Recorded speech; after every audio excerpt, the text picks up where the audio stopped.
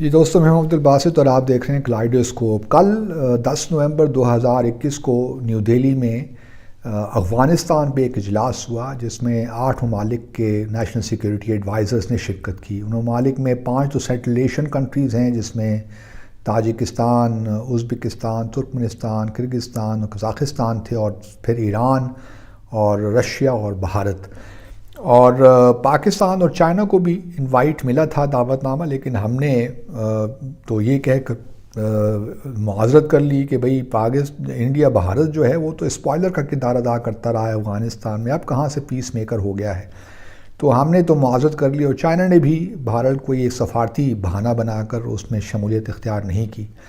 اس کے بعد کل دہلی ڈکلیریشن اور افغانستان ایشو ہوا، اور اگر آپ اس کا متن دیکھیے تو بنیادی وہی باتیں ہیں مور اور لیس جو کہ یو این سیکیورٹی کونسل کی قرارداد 2593 جو کہ 30 اگست اس سال اڈاپٹ ہوئی تھی۔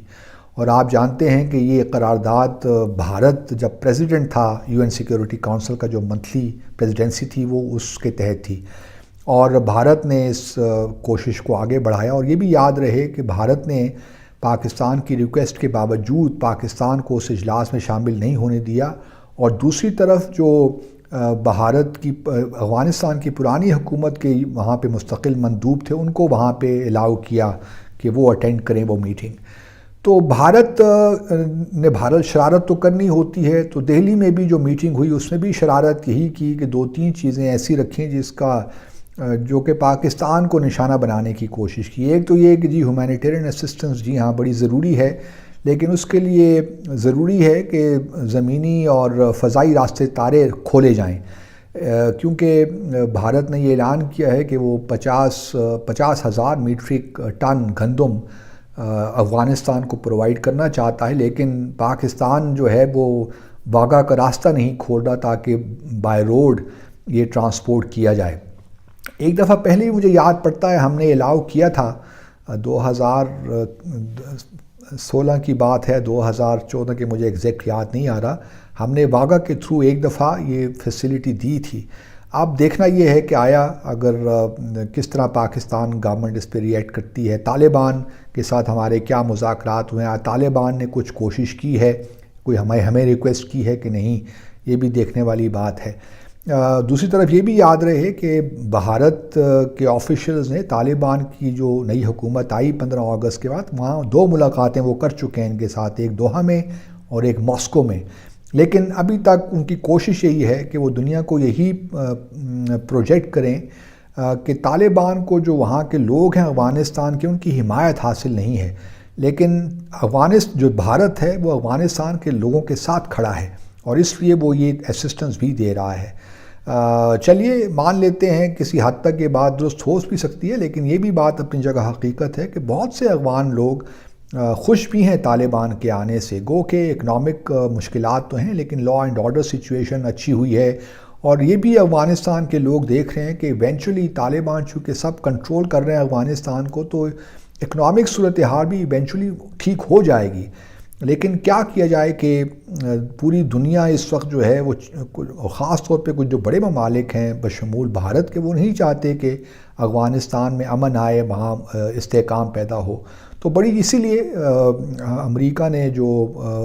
فنڈز ہیں افغانستان کے ان کو بلاک کیا ہوا ہے، ایک طرف تو ان سے معاہدہ کرتا ہے اور دوسری طرف یہ معاملات اس قسم کے چلاتا ہے۔ اور پھر ایک دہلی ڈکلیریشن میں یہ بھی کہا گیا ہے کہ جی افغانستان کے جو اندرونی معاملات ہیں اس میں باہر کے جو ممالک ہیں وہ انٹرفیئرنس نہ کریں، تو یہ بھی اشارہ بھارت کا جو ہے تب پاکستان ہی کی طرف ہوتا ہے کہ شاید پاکستان انٹرفیئر کر رہا ہے، مداخلت کر رہا ہے۔ دوسری طرف ہم یہ بھی جانتے ہیں کہ آج اسلام آباد میں ٹرائیکا پلس کی میٹنگ ہوئی جس میں امریکہ، چائنا، روس اور پاکستان شامل تھے، اور یہ میٹنگ بھی بڑی امپورٹنٹ تھی۔ جہاں تک میری اطلاعات ہیں پاکستان نے یہ تجویز دی تھی کہ اس میٹنگ میں افغان حکومت کے ریپریزنٹیٹو کو بھی شامل کرتے ہیں، اور آپ جانتے ہیں کہ جو افغانستان کے فارن منسٹر ہیں متقی، وہ اسلام آباد میں تھے کل سے اور آج بھی ہیں، لیکن امریکہ نے بہرحال اس پہ اپنی آبجیکٹ کیا اس پروپوزل کو۔ ان کا خیال یہ تھا کہ افغانستان کی حکومت کی شمولیت کی ضرورت نہیں ہے اور ان کے بغیر ہی اس پروسیس کو آگے لے جانا چاہیے۔ بہرحال ہمیں چونکہ کنسنسس چاہیے اس معاملے میں، تو ہم نے زیادہ انسسٹ نہیں کیا، اس لیے متقی اس میٹنگ میں شامل نہیں ہو سکے۔ ہمارا تو بالکل رول کردار بڑا کلیئر ہے، ہم یہی چاہتے ہیں کہ افغانستان میں امن آئے اور اس کے لیے ہم اپنا بھرپور کردار ادا بھی کر رہے ہیں۔ اگلے ماہ OIC کی میٹنگ بھی ہے جس طرح میں نے کل ذکر کیا، لیکن اب چونکہ سردی کا موسم آ گیا ہے اور اگر بروقت امداد نہیں ملی افغانستان کو تو مسائل اور بگڑ سکتے ہیں، اس لیے ضرورت اس امر کی ہے کہ فوری سے پیشتر ایسے اقدامات کیے جائیں جس سے افغانستان کے لوگوں پہ پریشر کم ہو، کرائسس کی جو صورتحال بنی ہے وہ مزید نہ بگڑے۔ لیکن ہمیں اس بات کے لیے بھی تیار رہنا چاہیے کہ جو بھارت ہے، دوسرے ممالک ہیں، خاص طور پہ بھارت اب کوشش یہ کر رہا ہے کہ اپنے آپ کو دوبارہ ریلیونٹ کرے افغانستان کے معاملے میں، اور لیکن ایک چونکہ سازشی ذہن بھی ہے تو وہ اب کوشش یہی کر رہا ہے کہ پاکستان کو اس طرح پروجیکٹ کیا جائے کہ پاکستان بہت بڑی ہرڈل ہے افغانستان کے معاملے میں، پاکستان نے یہ سب کچھ کروایا ہے اور پاکستان جو ہے اس پہ بھاری ذمہ داری پڑتی ہے۔ اور ابھی بھی اگر ہیومینیٹیرین اسسٹنس افغانستان کے لوگوں کو نہیں پہنچ رہی تو اس کے بھی جو ہے ذمہ دار پاکستان ہے، چونکہ پاکستان اپنا جو لینڈ روٹ ہے واگا تھرو تورخم وہ نہیں کھول رہا۔ تو یہ سارا ایک نیریٹو ہے جو کہ بھارت بلڈ کرنے کی کوشش کر رہا ہے، لیکن اس سے بھی ہمیں جو ہے ہم جانتے ہیں بھارت جو ہے وہ اینٹی پاکستان نیریٹو تو بلڈ کرتا رہے گا،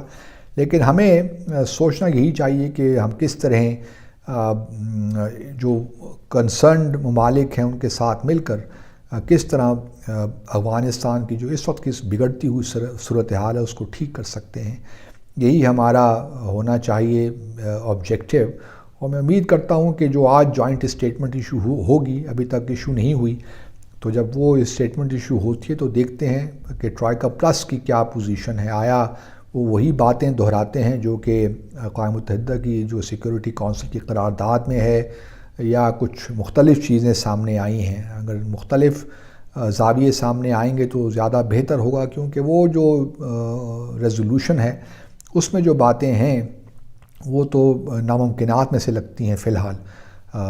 تو اب دیکھنا یہی ہے کہ آگے معاملات کس طرح بڑھتے ہیں۔ آپ سب کا بہت بہت شکریہ۔